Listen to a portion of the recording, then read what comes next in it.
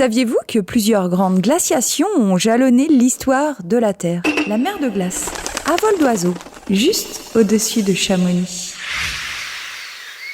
ATMB et Globule Radio vous proposent maintenant un voyage sonore au départ de Chamonix.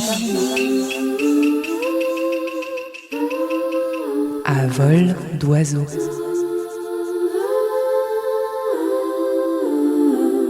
La saison 3 de la chronique Tapis volant pour étancher votre soif de mouvement au pays du Mont Blanc. Mon tapis et moi partons des environs des bois, non loin des hameaux disparus du Châtelard et du Bonanais, probablement détruits par l'avancée glaciaire. On remonte vers les sources de l'Arveyron, puis on se promène sur la moraine de la mer de glace. On explore les moulins, on descend dans les crevasses, nous nous laissons emporter par les bédières et comprenons ce qu'est une zone d'accumulation lorsque nous sommes pris dans une tempête de neige au niveau du glacier du Géant. Là, tout est bourriffé. On redescend vers le site du Montanvert, où l'on retrouve Luc Moreau, glaciologue de renom.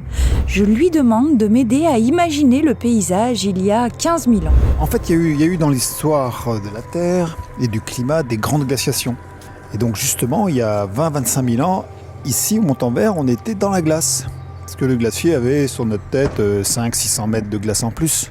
Enfin, par rapport à aujourd'hui, c'est plutôt 700-800 mètres, mais depuis la terrasse, là, c'est 500-600 mètres. Et les glaciers arrivaient à Saint-Exupéry, presque à Lyon. Il y avait 120 mètres du niveau des mers en moins, mais 3 fois plus de glace sur Terre. Et donc, dans toutes les montagnes, c'était le Groenland, quoi. Les glaciers remplissaient les vallées. Et ici, dans la vallée de Chamonix, il y avait donc de la glace jusqu'à 2400 mètres. On voyait le Brévent qui dépassait de la glace. Et puis, voilà, tout ce qui était au-dessus de 2400-2500 mètres d'altitude. Et donc là, les drues qu'on a en face, on voit très très bien toutes les arêtes qui montent vers tous les sommets. Les arêtes sont complètement usées, arrondies, jusqu'à 2400 mètres, 2500 mètres d'altitude. Et au-dessus, c'est pointu. Donc là, voilà, si vous allez au Montanvert ou dans le massif du Mont Blanc ou à l'aiguille du Midi, on voit très très très bien donc l'érosion des glaciers en fait. Des glaciers qui glissent. Parce qu'en fait, un glacier, c'est une masse qui vient de l'accumulation de la neige, qui se transforme en matière imperméable, qu'on appelle de la glace. Au sommet du Mont Blanc, le glacier il est froid, il fait moins 15 degrés de température moyenne annuelle, le glacier il est collé au rocher. Parce qu'il n'y a pas de fonte là-haut, il n'y a pas de fonte. 4008, voilà, il fait froid. Il peut faire moins 30, comme il peut faire 0, mais ça se réchauffe, n'est-ce pas ? Et là, c'est en 2022, l'année dernière, le 18 juin, on a eu quand même plus 10 degrés de température au sommet du Mont Blanc. Parce qu'on brûle trop d'énergie fossile, donc on amplifie l'effet de serre naturelle qui existe sur Terre, et heureusement qu'on a un effet de serre. Et voilà, et donc au sommet du Mont Blanc, les glaciers sont froids. Au Groenland, moins 30, en Antarctique, moins 50, au pôle sud. Mais en dessous de 3500 mètres dans le massif du Mont Blanc, donc la mer de glace ici qu'on a devant nous, qui prend naissance à l'aiguille du Midi, à 3005, la neige fond en partie l'été, voire complètement, comme en 2022, elle a complètement fondu parce qu'on n'a pas eu beaucoup de neige en 2022. Et donc toute la neige tombée en hiver 2021-22 a disparu, et la neige qui fond, ça fait de l'eau, et les petites gouttelettes d'eau vont traverser le manteau neigeux, et tout le manteau neigeux va être imbibé d'eau. Mais ça s'accumule quand même, et ça devient sous 30 à 35 mètres de neige, c'est-à-dire 5-6 ans d'accumulation, une matière imperméable, mais imbibée d'eau, et ça fabrique quand même de la glace, mais tempérée, 0 degré de température. Et là, le glacier n'est plus collé comme au sommet du Mont Blanc à moins 15, il est à 0, en dessous de 3500 mètres, il peut glisser comme un ski, comme une luge. Il se déforme, un petit peu comme du miel. La confiture, c'est une matière viscoplastique, la glace. Si ça se déforme pas assez vite, ça craque. Et donc les crevasses sur les glaciers, tous les glaciers présentent des crevasses, des fractures qui s'ouvrent doucement, lentement. Voilà, glacier froid, glacier tempéré. Donc la mer de glace qu'on a devant nous, c'est un glacier tempéré qui glisse, et la glace que l'on peut toucher dans la grotte de glace, en descendant les escaliers et en allant visiter la grotte, on peut toucher de la glace qui était de la neige à l'aiguille du Midi. Il y a 300, 400, 500 ans environ. Voilà. Ça dépend des endroits, parce que c'est l'aiguille du Midi, la combe maudite, le Bronner, il y a plein de petites combes qui récupèrent de la neige, qui fabriquent de la glace. Et tout ça, ça s'évacue vers le glacier du Géant, la rupture de pente du Géant, où on a les vitesses maximum dans le massif.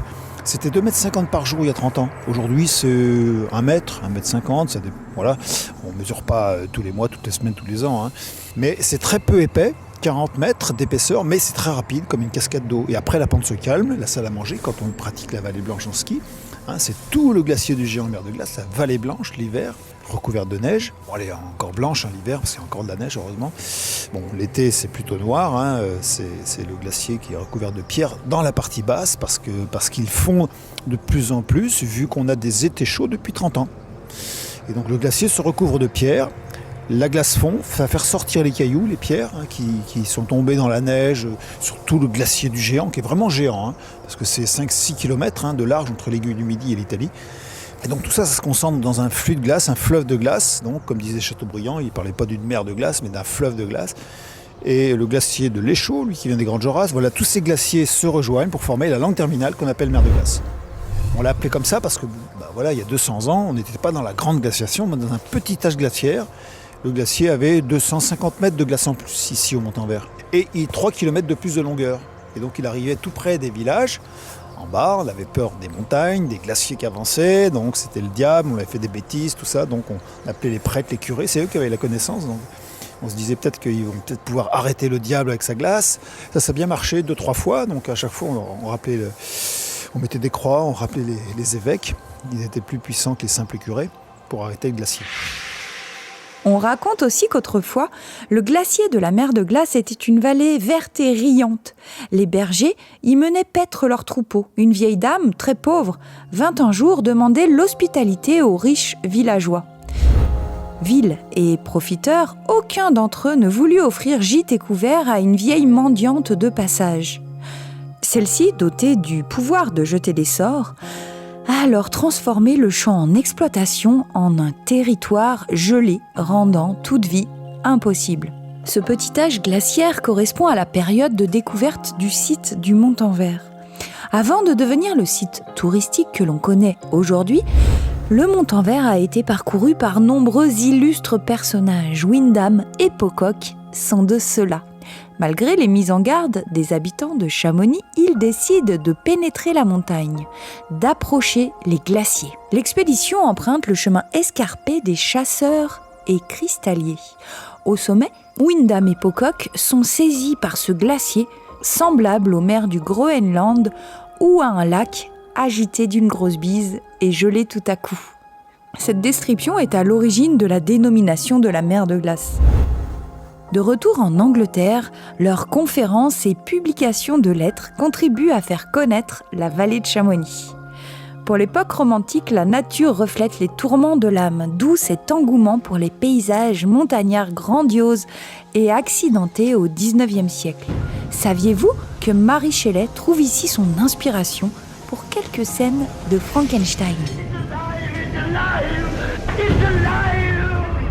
Alors on venait au Montanvert avec des guides et des mulets. Il faudra attendre 1892 pour que soit déposé le premier projet de train à crémaillère reliant Chamonix à la mer de glace. Violemment rejetée par les populations, les muletiers et porteurs craignaient la concurrence, la ligne est inaugurée en 1910. Dès lors, c'est un véritable succès. Le public afflue pour voir de près les glacières. Je reviens à Luc et à la sentinelle de l'environnement que représente cette fameuse mer de glace. Les grandes glaciations, il y en a eu entre 25 et 30. Ça, c'est cosmique, c'est position de la Terre par rapport au Soleil qui reçoit plus d'énergie.